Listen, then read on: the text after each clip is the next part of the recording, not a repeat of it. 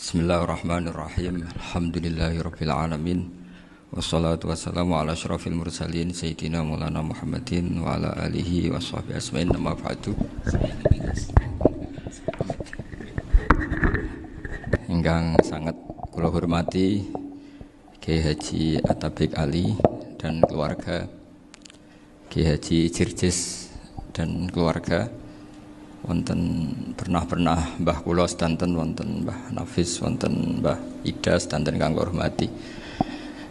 Duka Mbah niku celukan wau Gus Yofur tasarruf dipanggil adik. Kula niki tasarruf. Kula niki termasuk Bani Umar, terus kula kepanggih Bani Mbah Maksum teng Mbah Abdul Aziz. Terus Mbah Nuriyah niku Mbah Mas Furiyah, terus dugi Mbah Abdul Aziz. Kula niku mbah kandung kula Fatimah binti Idrus bin Umar. Mbah Umar niku garwane namine Maimunah binti Abdul Aziz. Terus kula yang teng mriki paling dekat kalian Lek Hindun, Mbah Hindun. Iki sami-sami putu Mbah Umar. Nggih kalian rileks kula badhe nerusaken cerita Gus Yofur, cerita Mas Maftuh, dan saya tidak akan gojlok karena beliau sudah punya tawaduk, sekarang sudah membaik. Karena saya juga heran kok beliau kelihatan pinter begitu malam ini gitu. Saya pernah dijazahi bapak, kata bapak gini, "Hak, kon kudu terkenal ngalim, ora usah terkenal wali," kata beliau. Kenapa Pak? Wong nak terkenal alim itu bisa baca Wahab, Muhadzab, itu sing hasud sinau itu ya bagus karena ada kompetisi. Yang mengidolakan terus belajar halal haram itu juga bagus. Tapi nak terkenal wali tok itu kadang orang sowan nggo gula njuk donga, dadi rodok-rodok masalah. Makanya saya pernah matur sama Lek Hindun, Mbah itu Mbah Idris itu, saya kalau muji Mbah Hamid Pasuruan mesti al-alim dulu. Karena itu kenangan saya, beliau itu orang alim, bisa baca Jamul Jawamek, bisa sampai ketika di Termas juga beliau diberi gelar Shahibul Jamil Jawamek. Jadi saya teruskan cerita Gus Yofur. Dulu yang di Termas termasuk mbah saya, terus Mbah Ali, Gus Habib, sama Gus Muhammad. Terus dulu Mbah Munawir hubungannya dengan Kiai Mahfud Termas, dititipi Gus Muhammad, kemudian diajak ke sini. Karena Mbah Munawir orang Quran, singkat cerita Gus Muhammad ini menjadi alim dan hafal Quran. Terus jadi menantunya orang Betengan, terus punya anak Gus Harir, sekarang Gus Muham. Sehingga ini dzurriyyatan ba'duha min ba'd. Saya sendiri istri dari Mbah Idrus, mbah saya itu orang Kudus, namanya Sofia binti Maksum bin Soleh bin Asnawi Sepuh. Jadi yang Mbah Soleh ini dulu gurunya Mbah Soleh Darat ketika ngaji di Kudus. Sehingga silsilah ini harus kita jaga supaya kita punya tradisi yang benar. Saya tidak akan bosan-bosan belajar kitabnya Mbah Ali tentang Hujjatu Ahli Sunnah. Memang benar-benar belajar, artinya saya nikmati. Di antara yang saya kagumi yaitu ketika orang lain a priori dengan Ibnu Taimiyah, Bali itu ya kadang muji Ibnu Taimiyah, tapi ya kadang kritik. Yang dikritik tentu pendapat Ibnu Taimiyah yang tidak membolehkan orang ziarah Rasulullah SAW. Tapi yang dipuji adalah Ibnu Taimiyah meyakini bahwa qiraatul Quran itu tanfaul mayyit. Itu dipuji-puji sama Bali. Ibnu Taimiyah dikutip, Ibnul Qayyim dikutip. Saya akan cerita sedikit tentang tradisi hujjah. Dulu lama itu kelihatannya sederhana, tapi kalau berargumentasi itu hebat. Tadi Gus Yofur menyebut kitab Mbah Hasyim itu mengharamkan kentong. Beliau masyhur itu punya kitab namanya Al-Jasus an Tahrimin Nakus. Intinya kentong itu haram. Secara dalil ini meyakinkan sekali, karena ketika Rasulullah rembukan sama sahabat, kita dengan apa memaklumatkan orang kalau waktu sholat masuk? Ada sahabat yang usul pakai kentong, dzakalin nasoro itu Nasrani. Ya pakai buk itu semacam trompet besar, dzakalil Yahud. Kemudian ada yang usul kalau gitu api ya Rasulullah, dzakalil Majus. Sehingga dari hadis itu Mbah Hasyim berpikir kentong itu haram. Tapi Mbah Fakih Mas Kumambang itu mengkritik Mbah Hasyim dengan ngarang kitab Hazur Ru'us an Tahrimin Nakus. Jadi beliau komentari kitab itu sambil geleng-geleng kepala. Kitab kok keliru nganti ngono itu. Jadi cara pikirannya siapa Ki Fakih. Kentong di Indonesia itu kanggo wedhus dicolong gitu. Pos kampling gitu. Kalau ada banjiran ya kentong, ada maling ya kentong. Jadi enggak ada persamaan sama sekali dengan kentong yang milik orang apa? Nasrani. Sehingga di pondok saya itu ada kentong tapi jelek sekali. Karena itu satu-satunya cara supaya beda dengan kentong yang di gereja. Kalau elek kan mirip kentong di pos kamling. Itu ya agak-agak ilmiah sedikit. Dulu ceritanya Gus Zofur itu saya teruskan. Itu singkat cerita, itu kalau yang di kejadian di Termas itu Mbah Dimyati sudah nyuruh semua kentong disembunyikan karena mau ada Mbah Hashim. Cerita itu mukarrar di Kiai Fakih sama di Kiai Dimyati Termas. Setelah kentong dikumpulkan semua, Mbah Hashim datang, senang, ngiranya Syekh Dimyati ini sependapat dengan beliau, yaitu sama-sama enggak ada kentong. Tapi setelah itu ada santri yang matur, Mbah Dim pun beres kentong pun kula delikno sedanten. Itu di depan Mbah Hashim. Jadi GR-nya Mbah Hashim bahwa Mbah Dim itu sependapat akhirnya hilang. Ternyata ini akal-akalan toh gitu. Karena santrinya matur, Mbah Dim pun beres sedanten kentong beduk sudah disingkirkan. Itu di depan Mbah Hashim. Saking lugunya santri, nah saking ikhlasnya agak ngerti mahalus syahid ini adalah Mbah Hashim. Saya mau meneruskan cerita Gus Zofur. Dulu, ini cerita dulu. Dulu Mbah Mun ngaji di Lirboyo, tapi Kiai Makhrus ngaji sama Kiai Khalil Harun. Kiai Khalil Harun itu adik juga sekaligus muridnya Mbah Umar Harun. Mbah Umar Harun itu generasi kedua setelah Mbah Ghazali. Beliau menantunya Mbah Ghazali, tapi ya sudah ponaan. Sehingga tradisi ini penting karena saya berkali-kali bilang di mana-mana. Status orang tua dan mbah itu adalah terserah anak cucunya. Bukan terserah mbahnya, tapi terserah anak cucunya. Saya tidak akan bosan mengingatkan ini. Saya pernah di makamnya Nabi Yakub, itu ya dikemuli bendera Israel. Di makamnya Nabi Dawud. Nabi Ibrahim juga dekat sinagog. Sehingga Quran membela Nabi Ibrahim disebut maka anak Ibrahimu Yahudi wala Nasrani. Karena ketika beliau berposisi di Israel, kemudian penguasanya adalah Yahudi, bisa saja makam ini ditulisi dan distatuskan ala Yahudi. Ya seperti Nabi Yakub. Nabi Yakub itu nabi yang kita yakin tentu berkeyakinan beliau orang baik, orang muslim, orang mukmin, tapi karena di desain mereka ya dikemuli bendera Israel dan disebut Abul Yahud. Karena kita tahu nama lain dari anaknya Nabi Yakub adalah Yahuda bin Yakub bin Ishak bin Ibrahim. Sehingga perasaannya orang Yahudi menjadi Yahudi itu yang ngikuti mbah-mbahnya.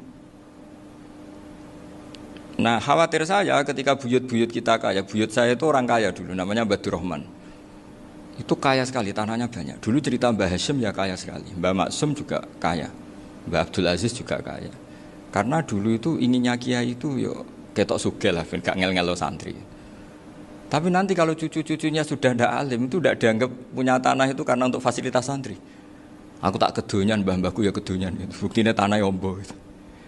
Karena dia akan menafsiri sesuai cara berpikir. Makanya sanad keilmuan yang diceritakan Gus Zofur itu harus diulang-ulang. Kalau nggak diulang-ulang, maka kita akan berpikir sendiri untuk menafsirkan Masyayikhon al-Kiram atau Ajdadan al-Kiram.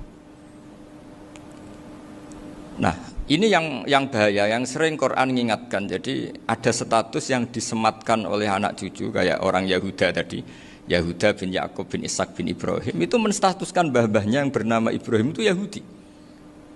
Sampai Quran sendiri yang bela maka anak Ibrahimu Yahudi wala Nasrani. Karena secara geografis sekarang Ibrahim di Israel dan otoritas itu juga milik mereka, sehingga mereka bisa masang-masang atribut yang menunjukkan kalau itu Yahudi. Beberapa al-alim al-alamah yang minnah itu sudah wafat dan kadang-kadang dzurriahnya itu tidak kita. Kalau sekarang orang bahasakan kubu sebelah. Akhirnya ya nggak boleh dikholi, nggak boleh diziarah. Terus seakan-akan yaqtaduna bi ra'yi, seakan-akan mereka berpendapat dengan pendapat syekh ini, padahal enggak. Nah sehingga tradisi ketersambungan sanad tadi, baik secara genetik atau secara asbab, itu harus terjaga. Saya beberapa kali banyaklah sering diceritain Mbah Mun.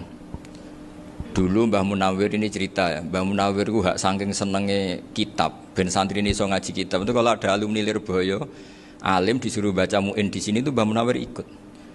Saking ingin tasjiknya, ingin ngajari santri bahwa ngapal Quran itu hafal tok, tapi yo paham. Dan penggalinya Mbah Munawir itu sampai klimaknya dulu Mbah Zaini itu nate nikah sama Nyai Komariah kalau nggak salah, binti Karim, binti Manap. Punya putra Gus Habib, Gus Toha yang diantara putrinya dinikahi Gus Rozin ini. Terus akhirnya kesampaian juga ketika Mbah Munawir punya mantu alim alama namanya Mbah Ali Maksum, angsal Nyai Hasyimah. Sampai pondok Kramcak makruf bil ilmi, terutama ilmu sorof dulu karena Mbah Maksum itu komplain, fa'ala ya fulu kok terus fa'lan ya fa'ala ya fulu ya uf'ul gitu kan. Masuk fi'il kok jejer isim gitu. Jadi dulu kata Mbah Mun itu ada persaingan ilmu sorof, sorofnya Mbah Maksum Ali Kuaron sama Mbah Ali Maksum Jogja. Jadi wali antok yang satu Maksum Ali Kuaron, yang satu Ali Maksum. Ya itu dulu saingan ngarang sorof. Nah ini yang menang siapa? Ya terserah duriannya. Kalau duriannya keren ya menang karena terserah yang kampanye. Saya bayangkan adekan Mbah Zubair tidak punya anak sealim Mbah Mun, mungkin kalnya Mbah Zubair juga tidak sewow kalau punya putra Mbah Mun, karena saya berkali-kali bilang kalau dalam syair Arab itu kama takarroma, kadang dilafatkan kama tasyarrofa bi Muhammadin adnanu. Orang berpikir Adnan itu siapa? Itu karena ada Nabi Muhammad SAW. Orang mencari-cari Mbah Mun itu mencari Mbah Zubair karena ada Mbah Mun. Orang mencari Mbah Dahlan karena ada Mbah Zubair. Wong kok alime ngono iku bapake sapa? Wong kok alime ngono iku putune sapa? Tapi kalau kita ini sudah ndak alim, ini orang sudah enggak tertarik nyari-nyari leluhurnya karena dianggap selesai. Jadi yang dengan tanda kutip yang menghabisi mbah-mbahnya itu ya mesti cucunya itu. Ini mau ngamuk, mau peringatan, tapi ini juga peringatan pada diri saya sendiri. Jadi sehingga zuriyah ini penting. Kenapa para nabi mesti donga zuriyatan thayyibah? Kenapa selalu berpikir tentang zuriyah? Wa ja'alaha kalimatam baqiyatan fi aqibi. Karena zuriyah ini yang nanti bisa menstatuskan leluhurnya. Seperti tadi cerita Mas Maftuh, ini tak puji betul, saya hari ini tidak ingin gojlok supaya kewalian saya tidak tergerus oleh kedoliman. Saya pernah diceritain Gus Zofur, juga sering baca buku tentang Mbah Maksum. Dulu Mbah Maksum kalau wasiat kembali ya gitu, kamu harus NU dan harus mempertahankan NU, tapi tidak dengan cara membenci Muhammadiyah. Dulu Mbah Mun juga sering cerita, dulu Mbah Hashim itu ngaji Syekh Mahfud. Nah, Mbah Ahmad Dahlan dulu namanya Darwis, sering ngaji sama Syekh Khotib Minangkabau. Zaman itu Syekh Khotib sudah modern, sudah ikut gerakan Abdu, gerakan Almanar. Sehingga bawaannya Mbah Ahmad Dahlan ini agak agresif. Yang Mbah Hashim karena hanya mulazim di Syekh Mahfud, hanya sesekali ngaji Syekh Khotib, beliau lebih seperti itu. Dan dua beliau ini sama-sama pernah ngaji Mbah Soleh Darat di Semarang, Mbah Hashim sama Mbah Ahmad Dahlan yang dulu namanya Darwis.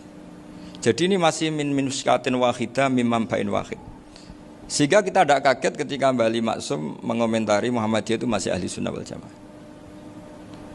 Makanya nanti terakhir saya baca kitabnya Mbah Ali dan sering saya pelajari. Andai kan kita ini sepakat dengan ilmu, ya kita tahulah. Kalau Abu Hanifah itu tidak kunut, Imam Syafi'i kunut, berarti kunut itu mazhabnya Abu Hanifah, bukan mazhabnya Mbah Ahmad Dahlan. Apa tidak kunut itu mazhabnya Abu Hanifah, bukan mazhabnya Mbah Ahmad Dahlan. Kita kunut itu mazhabnya Imam Syafi'i, bukan mazhabnya Mbah Hashim. Ini semuanya masih dalam bingkai ilmu. Adzan qabla subhi juga riwayatnya jelas. Tidak adzan ya sudah perilaku kita sudah jelas. Dulu Mbah Mun sering didik kita gitu. Saya sering dengar cerita kalau dulu Pak Arif Fakhruddin begitu hormat sama Mbah Ali, apalagi dzuriyahnya Mbah Azhar Basir. Nah beliau dulu ngaji di Termas. Dulu itu enggak ada masalah karena semuanya dianalisis pakai ilmu. Tapi sekarang pakai identitas, yang kunut itu NU, yang enggak kunut Muhammadiyah. Berarti Abu Hanifah itu Muhammadiyah, Imam Syafi'i itu NU. Berarti Imam Syafi'i itu ya anak buahnya Ki Miftahul Ahyar kira-kira gitu kan. Nah, kan anak buahnya Pak Said Akil. Kan terus jadi repot. Dulu kita ini pengagum ilmu, bukan pengagum perbedaan. Sehingga di sini yang saya kagum dari sekian ceritanya Mbah Ali Maksum, supaya kitab ini to the point, supaya nggak lama-lama karena waktunya juga. Nanti kalau kemalaman ini kena semprit ini sudah. Ini diantara yang diceritakan Bali itu unik. Imam Syafi'i itu sering tawassul, sering wasilah sama siapa itu? Abu Hanifah. Ini sudah tak petakan, saya baca yang sensitif lah, so yang ini ya.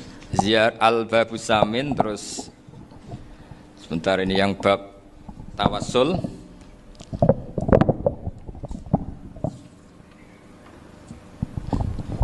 Ini halaman 90, mungkin santri-santri Krapyak bisa ngecek lagi di kitab Hujjatu Ahli Sunnah. Ketika cerita tawassul, di antara yang diceritakan Mbah Ali Maksum adalah perilaku ya, bukan sekedar statement tapi apa? Perilaku.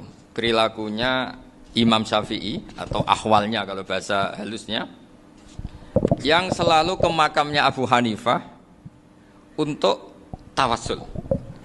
Padahal Imam Syafi'i itu orang yang secara ilmu sering kritik Abu Hanifah. Jadi ini saya baca ini di halaman 100, jadi tawassul mulai halaman 9 berapa ini sampai halaman ini yang qala sami'tu Syafi'iyya yaqul inni la atabarraku bi Abi Hanifah wa aji'u ila qabri fi kulli yaumin za'iran fa idza uridat li hajatun shallaitu rak'atain, halaman 100, waji'tu wa sa'altu wa ta'ala al hajat indahu fama tab'udu anni hatta tuqda. Kanal Imam Syafi'i ayyama huwa bi Baghdad yatawassalu bil Imam Abi Hanifah yaji'u ila dorihi fayusallimu alaihi wa yatawassalu ila Allah bihi fi qada'i hajati. Terus wa yatawassalu Imam Ahmad bi Imamina Syafi'i. Jadi di antara yang diceritakan Mbah Ali Maksum itu betapa Imam Syafi'i yang terkenal sering mengkritik Abu Hanifah dalam tatanan fikih karena beliau tidak percaya ada istihsan. Abu Hanifah berpendapat adanya istihsan, dan kita tahu lah ikhtilafu Syafi'i wa Abu Hanifah itu besar sekali. Tapi beliau itu tahu Abu Hanifah itu orang yang sangat soleh. Abu Hanifah itu kalau ketemu sama orang yang utang beliau itu yang lari bukan yang utang Abu Hanifah, karena takut orangnya itu izin. Jadi kalau ketemu yang utang di jalan itu yang sembunyi itu Abu Hanifah. Kenapa engkau sembunyi? Ada yang utang saya lewat, nanti orangnya malu. Jadi setingkat Robi'ah Adawiyah itu beliau di rumah ada maling itu sembunyi. Ditanya kenapa engkau sembunyi? Malu, gak ada yang dimaling. Malu sama malingnya karena serumah itu gak ada barang yang layak dicolong itu. Itu Robi'ah dia sembunyi. Itu yang bisa niru itu Abu Hanifah. Jadi wali-wali besar ini ternyata saling menghormati dan saling tawassul. Nah saya berharap tawassul ini bukan sekedar perilaku sosial, tapi memang ada sanadnya. Sehingga terus diceritakan Bali di sini dulu istaqa Umar bil Abbas. Kata siapa tawassul harus dengan Rasulullah SAW? Dulu istaqa Umar bil Abbas. Sayyidina Umar itu tawassul istisqa dengan Sayyid Abbas. Padahal kita tahu Sayyid Abbas ini tidak nabi. Terus beliau cerita sampai Imam Syafi'i tawassul sama Abi Hanifah. Sehingga gak ada perdebatan itu kan Umar. Kalau Umar kan ada jaminan boleh diikuti karena beliau sahabat. Bali cerita tentang Imam Syafi'i yang tawassul dengan Abu Hanifah. Seargumentatif itu. Maka saran saya kepada alumni Krapyak, santri-santri Krapyak, karena saya hanya berani ngomong sama santri Krapyak, sama mas saya ada berani kalah sepuh. Itu tradisi keilmuan itu harus dijaga dengan hujjah dan dengan tadwin, dengan pembukuan. Saya punya sekian cerita ya, misalnya dulu kita mungkin iskal itu janggal. Kenapa sih orang Islam tukaran sama orang Islam itu? Sehingga di antara doa Nabi yang enggak dikabulkan Allah, enggak boleh dikabulkan sama Allah, enggak boleh, bukan berarti enggak mustajab. Redaksinya famana aniha, memang enggak boleh. Redaksinya bukan falam yastajib lahu tapi famana aniha. Di Al-Marrah As-Salisa ini Nabi dilarang, yaitu melarang umat Islam itu jangan sampai tukaran sama umat Islam sendiri. Itu kata Allah, ya tidak bisa kata Allah, kalau itu tidak saya kabulkan. Itu dulu guru-guru kita nyontohkan sederhana. Kira-kira kalau saya tukaran wek Gus Zofuru, Mbah Mun luwih ikhlas dibanding ditukari wong liya. Nakno kakak ditabuk adik, wong tua luwih ikhlas dibanding ditabuk tangga. Barokahnya membaca kita lebih mentoleransi. Kalau ada Mbah Hashim dikritik Mbah Fakih Mas Kumambang, kita ikhlas itu. Tidak dikritik guru PAUD, itu kan. Atau dikritik orang-orang yang nggak bisa ngaji. Artinya ternyata keliru kita bilang kiai kok tukaran. Justru bagus kiai tukaran. Dibanding kiai dikritik guru PAUD atau dikritik orang-orang yang nggak bisa baca kitab. Akhirnya barokahnya baca kita menjadi tahu. Dulu Mbah Mun sering cerita, ini masih cerita silsilah ya. Jadi Mbah Ali Maksum tadi kita tahu di antara guru besarnya Mbah Ali Maksum tentu Mbah Mahfud Termas. Beliau adalah adik dari Kiai Mahfud Termas. Mbah Dimyati ini adik Kiai Mahfud Termas. Itu punya saudara namanya Abdul Razak, juga punya saudara namanya Dahlan, itu yang membawa Thariqah Syadziliyah di Solo Raya, yang sekarang alhamdulillah diteruskan Gus Wafi. Dulu diantara pesannya Mbah Mun ke saya, hak Wafi kandani kon ziarah ning Mbah Dimyati. Mergo Thariqah Syadziliyah dulu itu yang bawa keluarganya Mbah Dimyati. Jadi semuanya ini masih dzurriyyatan ba'duha min ba'd. Nah pesan saya karena tadi Mbah Munawir yang termasuk orang pertama yang bawa Quran, bawa Qiraah Sab'ah. Kenapa saya bilang termasuk? Karena kalau bilang paling pertama ini nanti butuh data. Dan itu agak kerepotan. Tapi yang jelas mimman istahara lah. Mimman istahara yang membawa Sab'ah ke sini itu adalah Mbah Munawir.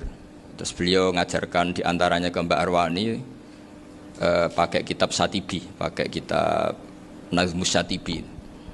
Terus Nazmus Satibi itu diteruskan oleh Mbak Arwani, ditulis. Yang nulis dulu Mbah Dola Salam. Bapak saya itu murid Mbah Dola.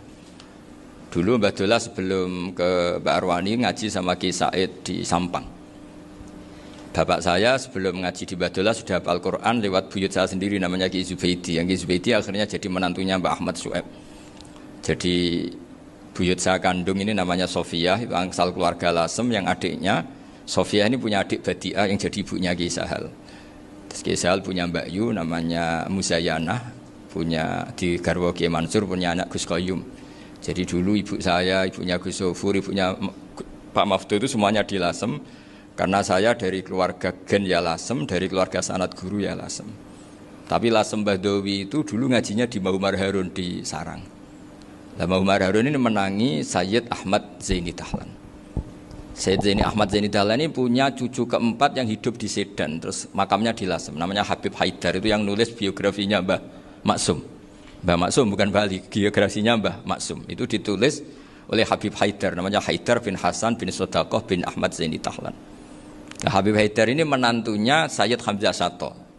Hamzah Sato itu Hamzah bin Abdullah bin Umar, itu kakaknya Sayyid Abi Bakar Sato, Sohibul I'anah.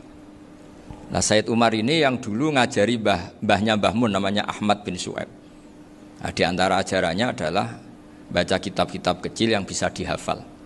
Dibawalah ke sarang jadi metode muhafadzah.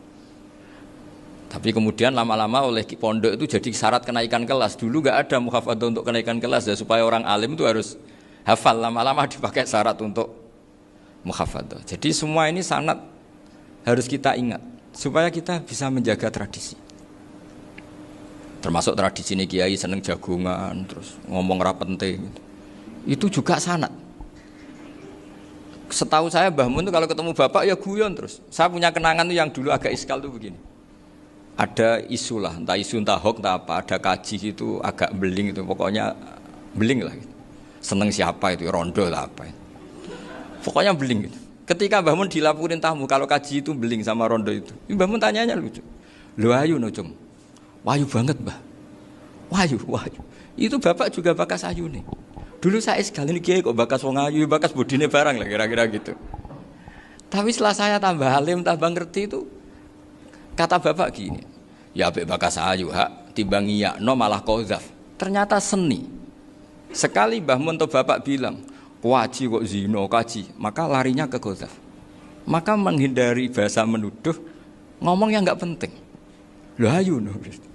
Jadi kiai dulu tuh orang sok suci tapi menghindari hal-hal yang jadi punya seni untuk ngelola kehidupan.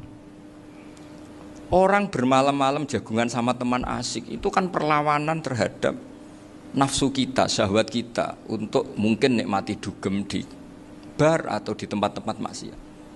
Itu setan di Indonesia tuh kakuati sama Ki Jawa. Orang supaya nggak tertarik maksiat itu Ki Jawa cukup ketemu kancane masak terong guyon, gejol-gejolokan zaman mondok, sewengi lulus sangka maksiat. Bar wis tutup.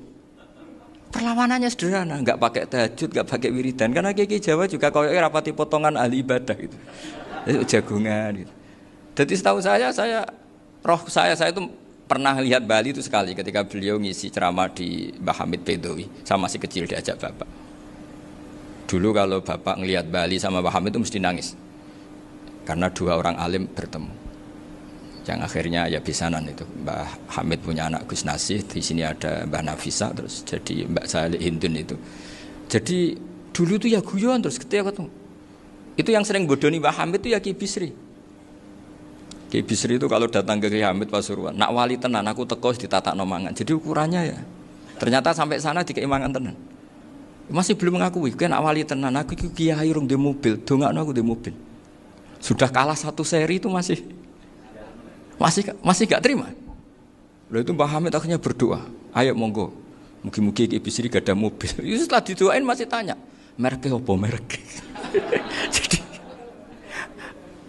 itu Mbah Hamid jawab, yo paling Holden itu, paling Holden. Itu nyari mobil itu ya adalah dapatnya Holden. Suatu saat Mbah Bisri diundang Mbah Hamid gak dikasih bisaroh, karena utangnya sudah banyak Mbah Hamid, Mbah Bisri ini utang doa tadi. Itu ya gak dikasih bisaroh, ya gak mau kesang rapopo kelambimu kayak no aku. Didol sama muhibbinya Mbah Hamid, itu harganya melebihi jatah bisaroh. Ketemu Mbah Hamid, Kang, susu Kang, mergo. Jadi dulu itu rileks, makanya ini yang diceritakan ke Zofur. Sebetulnya kalau kiai-kiai itu bersanat itu ya rileks, hidupnya itu rileks. Karena rileks ini perlawanan terhadap kemungkaran. Saya dulu musyawarah sering sama Gus Zofur usul fikih. Itu jelas di antara yang ditulis Lubil Usul itu. Ya kita tahu tadi misalnya sanad usul fikih, Mbah Ber itu sangat al-usuli Kiai Zubair Dahlan, abahnya Mbah Mun. Punya murid di antaranya Kiai Sahal. Kiai Sahal punya karangan Thariqatul Husul fi Syarhi Lubil Usul. Itu Thariqatul Husul itu beliau ngendikan dalam mukaddimah bahwa saya bisa mensarah ini berdasar ngaji maknani sama Mbah Zubair. Terus beliau mengutip sarah itu dari kitab Nailul Ma'mul. Beliau ngendikan binus khotin khotiyah ghairi matbu'ah. Dan itu ditemukan di Kiai Mansur di Lasem, karena Kiai Mansur iparnya Mbah Sahal. Mansur bin Khalil itu diantara katibnya Syekh Mahfud. Jadi semuanya ini sambung. Mbah Ber saking ahli usul fikihnya, kalau ngajar usul fikih itu kalau guyon takriran saya ini lebih memahamkan ketimbang sarah. Ya sudah, terus Mbah Zubair Kiai Fakih, terus Syekh Mahfud.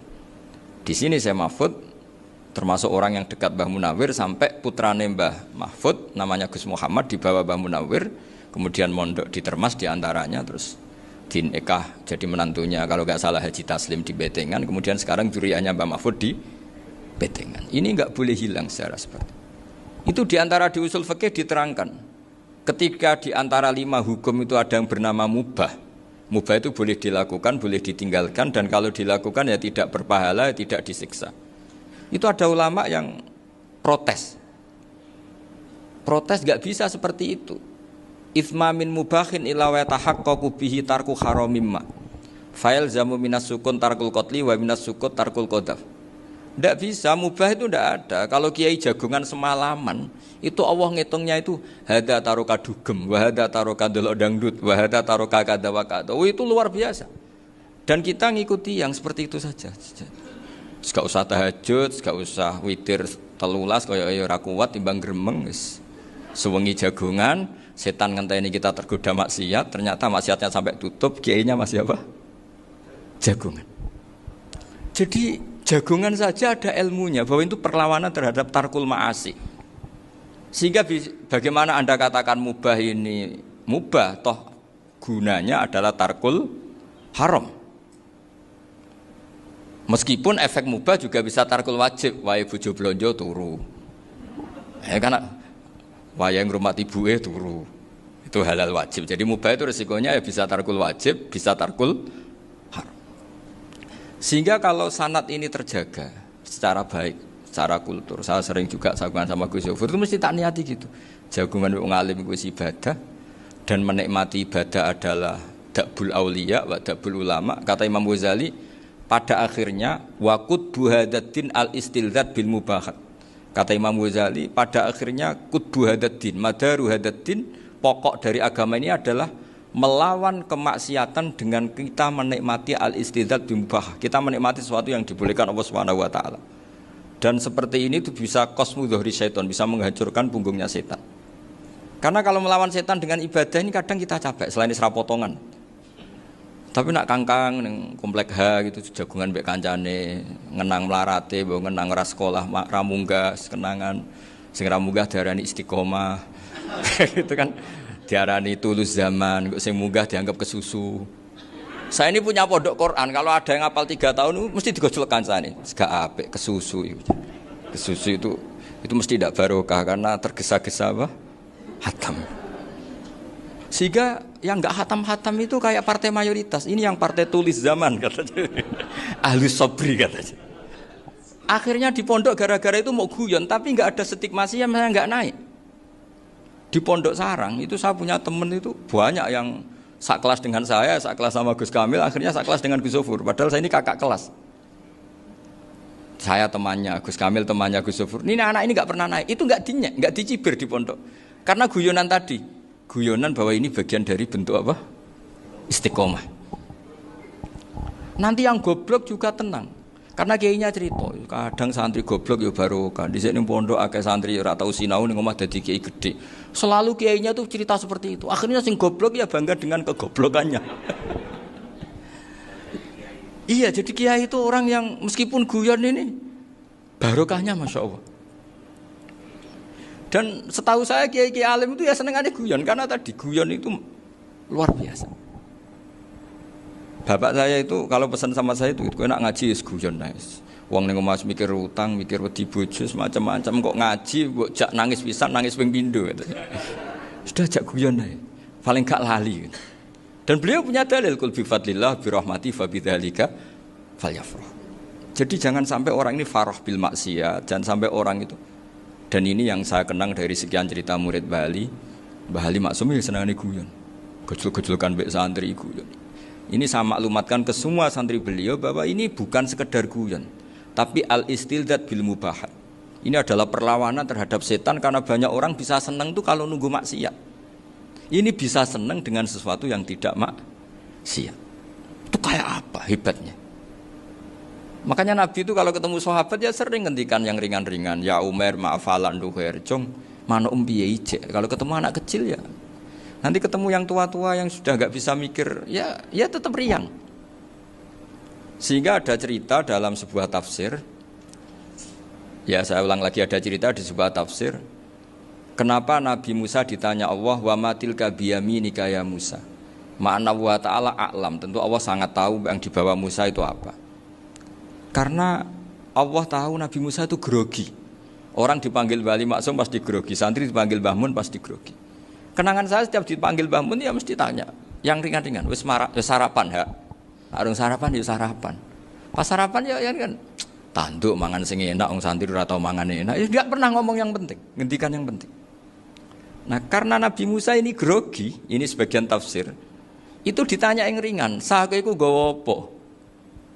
Karena pertanyaannya ringan, Nabi Musa juga ringan. Ya Nabi Musa itu sampai lali iku pangeran sing ya'lamu sirra wa akhfa. Diterangno. Niki tongkat Gusti. Gunane kathah Gusti tongkat iki. Qala ya asaya atawakkau 'alaiha wa ahusyu biha 'ala ghanami wa liya fiha ma'arifu ukhra. Oh, tongkat Gusti niki penting Gusti. Nggih nak. Nggih macam-macam lah Gusti. Atawakkau 'alaiha wa ahusyu biha 'ala ghanami kangge menghalo kambal. Masih terangno terakhir dan yang lain-lain Gusti. Wa liya fiha ma'arifu ukhra. Sehingga akhirnya rileks. Karena Nabi Musa terus ngerti. Ternyata ketemu pangeran itu enggak seserem yang saya bayangkan gitu. Pertanyaannya ringan. Itu ada ilmunya. Tapi cerita ini yang versi tafsir ini tidak yang seperti di Manaqibul Ghazali.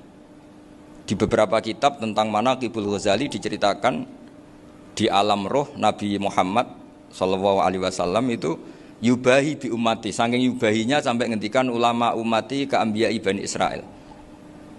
Ulama umatku itu pinternya atau statusnya itu mirip-mirip lah. Kaf itu ya mirip-mirip kayak ulamanya nabinya Bani Israil. Akhirnya Nabi Musa itu tersinggung sekali. Bagaimana mungkin ulama disamakan dengan apa? Nabi. Sehebat-hebatnya ulama itu kan tidak akan yabluhu darajatan nubuwah atau yartaqi ila darajatin nubuwah. Itu akhirnya ya kalau kamu nggak percaya panggil. Yang dipanggil Imam Ghazali. Ya Nabi Muhammad juga gak mau kalah gitu. Kalau manggil ulama RT ya kalah keok gitu. Akhirnya Imam Ghazali datang, ditanya sama Musa, "Mas muka, nama kamu siapa?" "Ana Muhammad bin Muhammad Al-Ghazali At-Tusi Asy-Syafi'i." Itu disebut panjang sih. Terus Nabi Musa guyu-guyu. "Kamu ulama kok ngomong yang gak penting, ditanya namanya kok penjelasannya sepanjang itu, dianggap itu satu kesalahan. Masa tanyanya nama kok ditanya Jawabnya Muhammad bin Muhammad Al-Ghazali At-Tusi Asy-Syafi'i, kepanjangan itu. Ketika Nabi Musa agak mencibir, agak gimana itu, terus jadi Imam Ghazali, kalau ini masalah, lebih masalah jenengan. Apa itu? Yang tanya jenengan tuh Allah ya alamu sirra wa akhfa, dan Allah hanya tanya wa ma tilka biyaminika ya Musa. Harusnya jenengan jawab asoya titik, bukan kepanjangan. Atawakkau 'alaiha wa usybiha itu kepanjangan. Allah tanya yang di bawah kamu itu apa? Yang di tangan kamu. Harusnya jawabnya hanya asoya. Tapi kenapa penjelasannya sepanjang itu? Sampai terakhir waliya fiha ma'aribu ukhra. Terus pinter tenan kayak gitu. Terus ada Nabi Musa terus bilang, ya pinter tenan gitu. Padahal kita tidak pernah GR seperti itu, kan kebetulan Imam Ghazali gitu. Kalau yang lain mungkin ya keok lah kira-kira gitu. Tapi ini cerita dalam khazanah keilmuan. Benar yang dikatakan Gus Zofur. Saya termasuk orang yang pernah mondok Lirboyo Pasanan. Jadi setelah saya disuruh nemani Gus Kamil, tahun berikutnya Gus jenengan disuruh. Pokoknya anakku mbah sak wulan lah kudu tahu mondok Lirboyo. Biar aku tahu ngaji Wakarim. Terus yang disuruh mbaturi Gus Kamil itu saya. Jadi saya pernah 1 bulan tuh di Lirboyo. Karena saya ini santri beling ya, kontraknya pokoknya penting ziarah Bakarim. Biasanya nggak pernah ngaji, ya. Pokoknya gerbar ngisa. Ziarah ya sudah. Ngaji subuh ingat saya sama Gus Imam. Itu dari 17 hari ingat saya ngaji 2 kali. Tapi kalau ziarah ke Bakarim sudah lupa jumlahnya karena memang kontraknya disuruh ziarah. Sampai seperti itu. Dan saking senengnya bangun sama Bakarim saya masih ingat. Ngamplopi salam template itu masih ingat untuk Gus Anwar, untuk Gus Imam, untuk Gus Kafabi, termasuk untuk Gus Maksum. Itu malam-malam saya dijak ngamplopin. Zaman itu saya masih ingat selawewu. Zaman itu kos 1 bulan itu 13.000. Jadi kira-kira kalau 25.000 itu untuk kos 2 bulan. Jadi saya krusnya itu pakai kos. Saya masih ingat Mondok Sarang itu kos 1 bulan 13.000. Berarti kira-kira 500.000 itu di amplopin sendiri sama Bang. Ini untuk Gus War, ini untuk Gus Imam, ini untuk Gus. Padahal Gus Imam ini mondoknya sudah di Mbah Mun. Itu Mbah Mun hormatnya sampai untuk jatah salam template. Lah yang ribet kebalikannya, kita pulang Gus Imam karena melihat Gus Kamil ini putrane Mbah Mun, Gus Kamil disangoni. Saya juga disangoni karena Gus Imam dulu ngaji juga sama Pak D saya. Sama keluarga saya. Itu kata Gus Kamil setelah keluar, mau agak muni gua abal ya mboten, berarti gua aku. Karena ini penting. Ini kalau sampai dianggap tukar guling ribet deh. Jadi ditakwil sendirilah. Mau gak muni gua abal ya? Mboten wis. Ya berarti halal. Tapi sama Mbah Mun ya ditanya. Ditanyanya bukan apa karena untuk meneruskan tradisi bahwa kalau kiai ketemu itu ya saling memberi hadiah, saling itu sudah faqaddimu baina adina juakum apa? Sotaku. Sehingga ketika Krapyak ini punya Bali Maksum alim alama, kemudian melahirkan murid-murid yang juga ibar kayak Mbah Warsun bisa ngarang Kamus Al-Munawwir, Pak Bik juga punya karangan Kamus Al-Mu'asir. Saya itu punya semua. Karena ini adalah buah dari bahwa kita ini tidak kalah sama produk-produk yang di sana. Bahwa produk di kita ini sudah cukup untuk mengantarkan orang menjadi alim alama. Dulu Mbah Zubair ke Mekah ya sudah alim alama. Gus Zofur ke Al-Azhar sudah alim. Semua teman-teman kita ke Mekah itu sudah alim semua. Padahal produk mondoknya ya tadi mau digojlok kiai ini terus mangkel be keamanan biasanya itu. Biasanya musuh besar pondok itu keamanan. Jadi ya bukan berarti gojlok ibunya Gus Mafto enggak. Biasanya keamanan itu musuhnya apa? Banyak. Jadi cerita-cerita saya mohon sekali murid-murid Krapyak jangan hanya ngaji fikih. Kalau hanya ngaji fikih itu posisi Abu Hanifah itu seakan-akan nyuwun sewu orang yang sangat tidak ahli hadis. Karena beliau di situ kelihatan kalah sekali dengan Imam Syafi'i.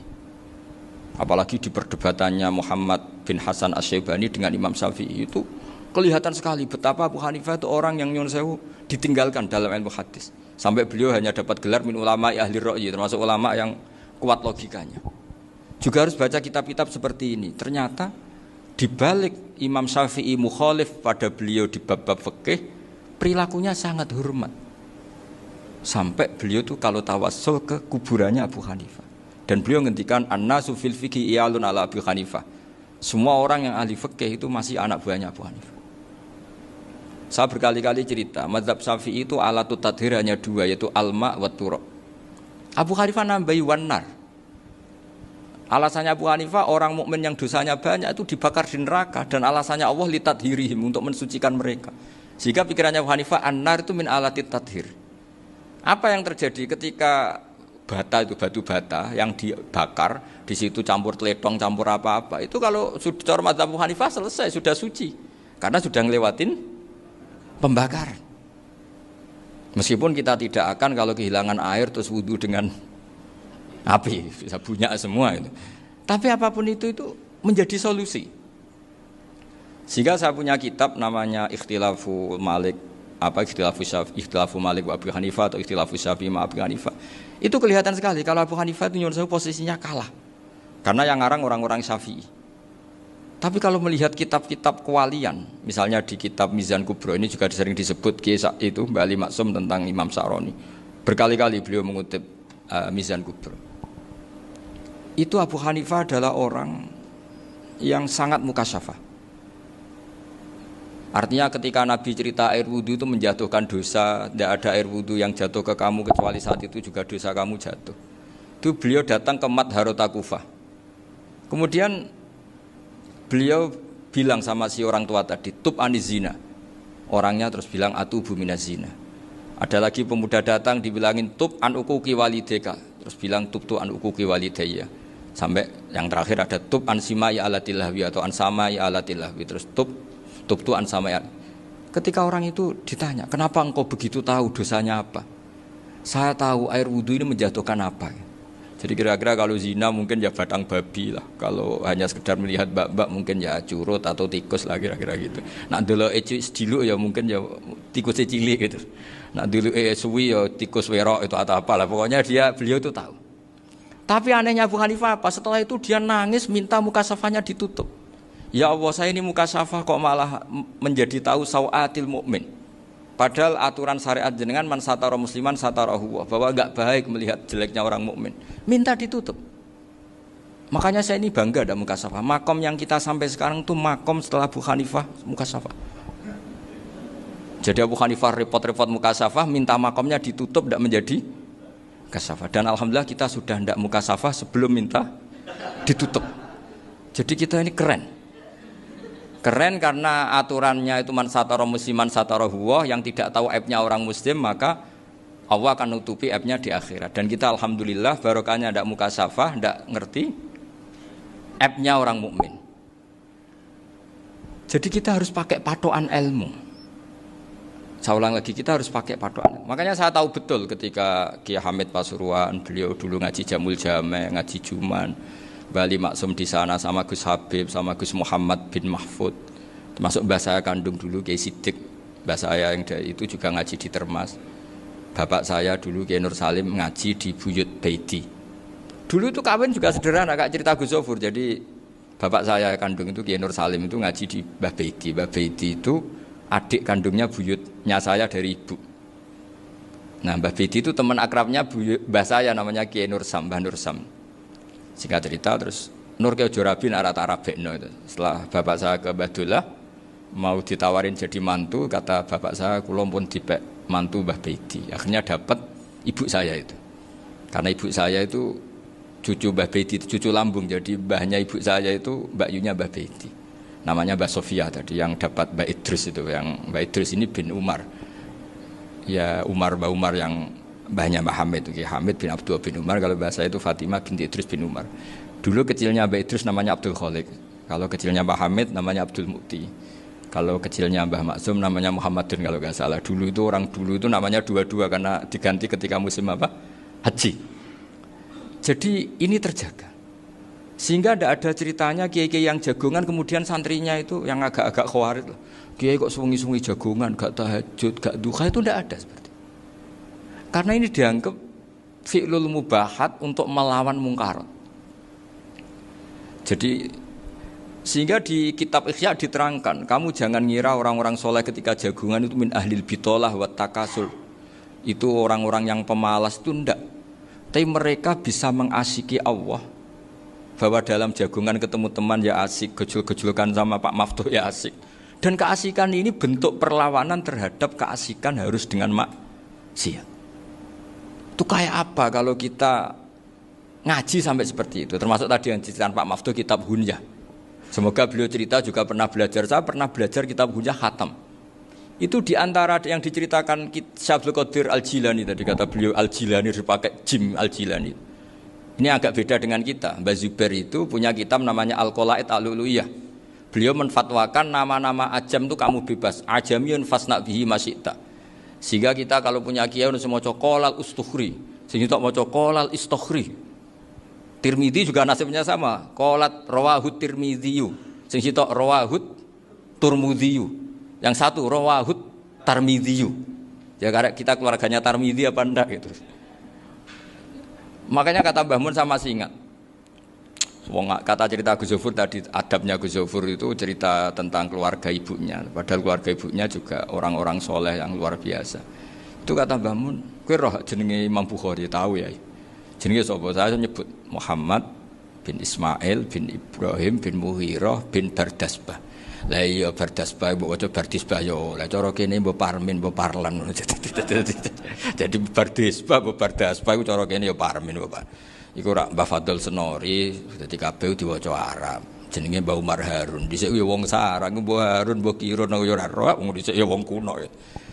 Jadi kalau versi Mbah Fadl termasuk yang pertama bikin nasab Mbah Maksum itu tulisannya Mbah Fadl yang dikutip Habib Haidar tadi. Ya saya seperti Gus Zofur juga mencari-cari hubungan ulama-ulama di Jawa itu Mbah Mun itu kalau bicara mbahku orang sing jenenge Kiai Serut. Kalau ditulisannya Mbah Fadl itu Syaraf. Jadi Mbah Fadl itu fanatik orang-orang alim itu ditulis Arab, kalau Mbah Mun itu Jawa. Dulu itu ada wali seto di daerah saya. Dulu orang ya janggal, ternyata ada sato itu kesamaan di Arabnya itu. Sehingga kiai-kiai itu ada fanatik Tirmidzi, Turmudi, Tarmidzi, Jilani, Jailani karena ajamiyun fasna bihi masyita. Jadi kalau nama-nama ajam semonggo lah baca sekenanya sementing. Cuma mungkin tahqiqnya benar Pak Maftuh tadi memang di Mu'jamul Buldan itu Al-Jilani bikasri jim ya sudah kita baca Al-Jilani. Sebab itu kayak Pondok Pelosok Lirboyo itu menurut saya bagus. Orang itu maknani betul sama gurunya. Kalau sarang enggak. Kalau Pondok Lirboyo, pondok yang tadi ternyata keluarga Mbah Munawir sini pernah bisanan yaitu Mbah Zaini pernah nikah sama Nyai Komariah ya kalau nggak salah, punya putra Gus Habib ya, Pak Toha dan sebagainya. Itu betapa hubungan pondok Quran sama pondok kitab dulu itu nggak pernah terputus. Bapak saya selapal Quran itu dulu ngaji Mbah Zubair. Jadi bapak saya sering ngutip mu'en apa, padahal bapak saya itu terkenal tuh, beliau cita-citanya itu saya ingin hafal Quran kayak hafal Fatihah. Beliau itu sampai sepulahnya sekali. Karena beliau inginnya hafal Quran kayak hafal Fatihah. Termasuk murid terbaiknya Mbah Dullah bapak saya. Itu ya ngaji kitab. Sehingga kata Mbah Mun, jadi Mbah Munawir de mantu Bali Maksum, itu ya sudah dipenggali. Sudah dipenggali dituruti pangeran. Lahirlah seorang Bali Maksum yang membawa. Tadi dulu itu ya Gus Muhammad yang ngaji di Termas, nanti Mbak Arwani sebelum ngaji di sini ngaji di Tebu Ireng. Sehingga Mbak Arwani bisa ngarang kitab. Beliau ngarang kitab tentang Sab'ah. Faidul Barokat namanya. Ya nulisnya ya fasih ya. Saya punya tulisan tangannya Mbak Arwani itu banyak. Saya juga punya tulisan tangannya Mbak Hasyim Asy'ari ketika nyurati buyut saya yang di Damaran itu pakai bahasa Arab. Jadi dulu itu Mbah Ali Maksum juga sama. Surat-suratannya dulu sama tokoh-tokoh Muhammadiyah ya bahasa Arab. Nah ini harus kita dengar dari abna dari bahwa Mbah Maksum kemarin yang diceritakan Gus Zofur di Khol Mbah Maksum, kue kudu belo NU, kudu tetap NU, tapi bukan dengan cara membenci Muhammadiyah. Tadi Pak Maftuh menguatkan sanad itu dari Pak Atabik bahwa Muhammadiyah termasuk ahli sunnah wal jamaah karena sama-sama tidak sabus sahabat, sama-sama ikromus sahabat dan sama-sama bermadhab. Nah soal akhirnya ada beberapa yang serapati seneng ngaji ini yang agak ribet. Tapi kamu tidak usah ngeritik Muhammadiyah agak seneng ngaji, kayaknya juga sama kita nggak seneng ngaji juga banyak itu. Jadi kalau ngeritiknya masalah itu kan kita ya agak-agak sama. Ya jadi ternyata di sini terus ini yang terakhir supaya nggak lama-lama. Bali juga punya sisi keras sekali. Jadi dalam hal-hal yang khas ini di halaman 87. Itu keras sekali. Beliau ngendikan wahal bi jununun hatta usdira amri lil mu'minin alla yazuru rasulahum. Jadi ketika saya tadi sudah bilang bahwa beliau sering muji Ibnu Taimiyah dalam banyak hal, tapi dalam banyak hal juga beliau mengkritik Ibnu Taimiyah ketika menafsirkan la tusaddur rihal illa ila salasati masajid.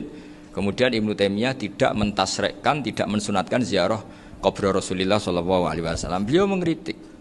Dan cara mengkritik adalah ngendikan ulaikal ladzina yuriduna ayyahulu bainahu sallallahu alaihi wasallam wa baina ummatihi fi nakhiyatin.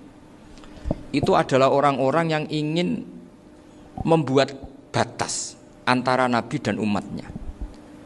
Saya termasuk terinspirasi makalah Bali ini adalah bagaimana Anda mengkafirkan orang Islam berdasar qala Rasulullah sallallahu alaihi wasallam. Wan nabiyyu asyaddun nasi syafaqatan li ummati. Wan nabiyyu akhrasun nas, orang yang paling serius supaya umatnya ini selamat. Kemudian Anda dengan hadisnya Nabi mentafrik bainahu wa baina ummati berdasar dawuh Kanjeng Nabi. Itu cek mentalani. Makanya saya itu enggak pernah keras di bab ini. Misalnya nyuruh saya ada santri sarang yang nakal. Itu saya tidak berani komentar karena saya tahu Mbah Mun itu sangat mencintai santrinya meskipun yang nakal. Saya melihat sendiri bukan jari ada santri yang cara pelaturan pondok itu diboyong karena nakal. Itu Mbah Mun ngendikan begini. Ya jeng yo ke diboyong itu cara aturan pondok.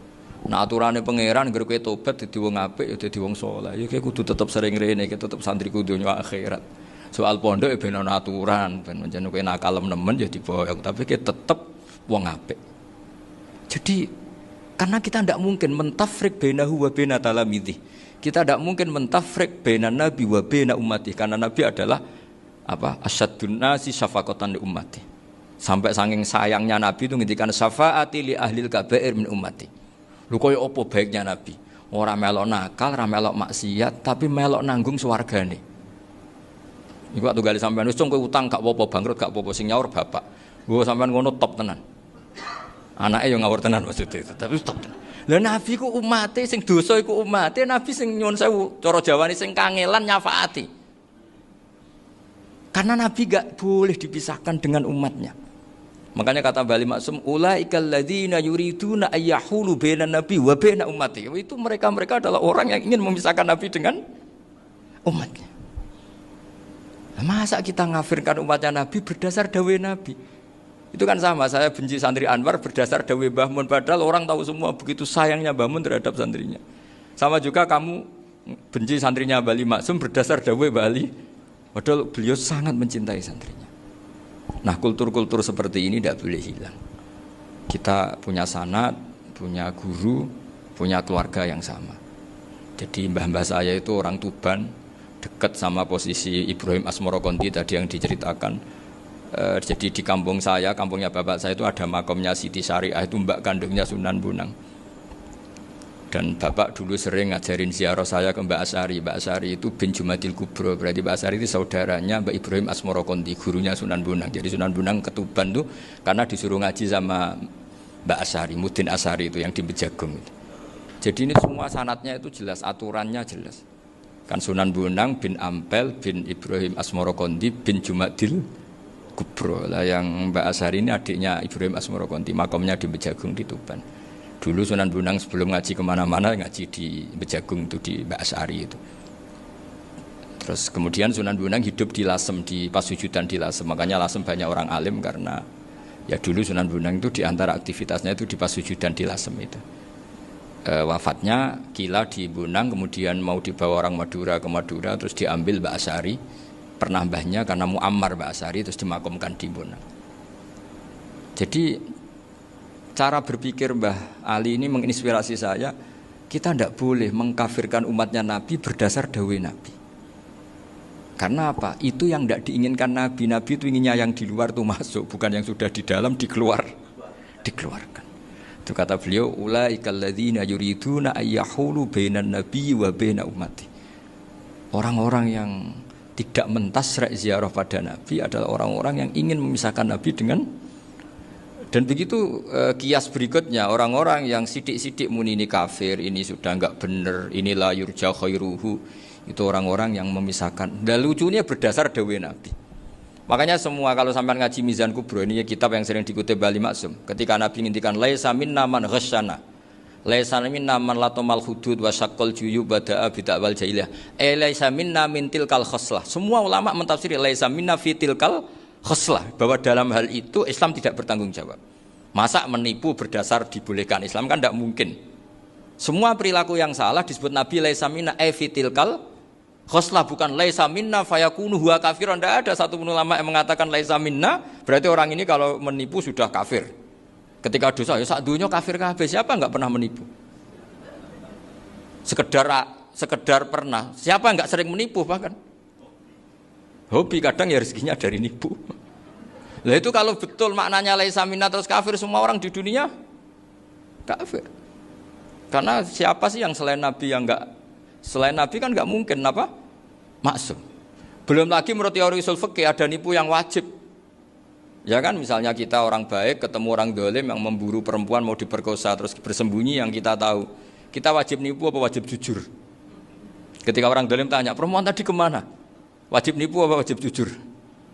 Wajib nipu, karena kalau kita jujur berarti memberi peluang orang dolim menemukan buruannya.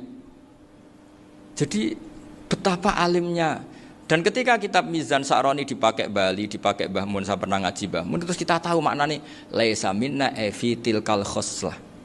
Sehingga kita tidak mengatakan laisa minna dengan terjemahan letterlek tidak termasuk umatku.